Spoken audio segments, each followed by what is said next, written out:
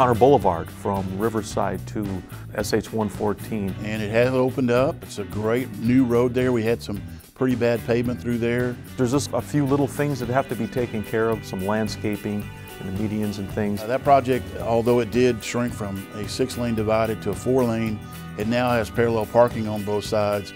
That's being done in anticipation of having a more pedestrian-friendly urban center once we get some retail built across the street from William Square. We're very pleased with that product. It's been open just the end of January. It seems to have relieved a lot of traffic issues out there.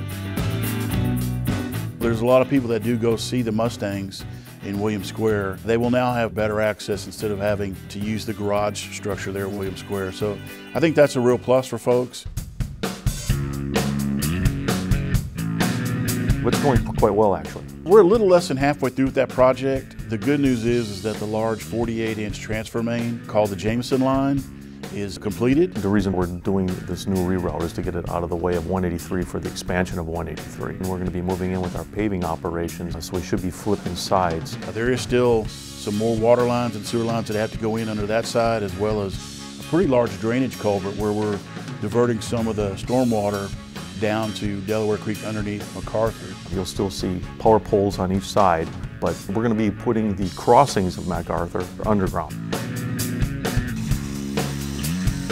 There is a pretty good flow of traffic going through there. It's the toughest in the rush hours. We do talk weekly with the hospital and the businesses up there along 183 and keep them posted on what's going on. So there's constant coordination with the hospital. Expect it to be done in January, February of 16.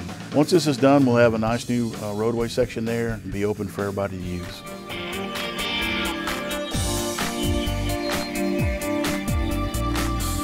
The Las Colinas Boulevard is under design. From Fuller all the way out to Riverside. The pavement is in bad shape out there. So we have money to redo that road section also. When we build it, it's going to be a 4-lane divided roadway with bicycle lanes, parallel parking lane. To match what we did on O'Connor.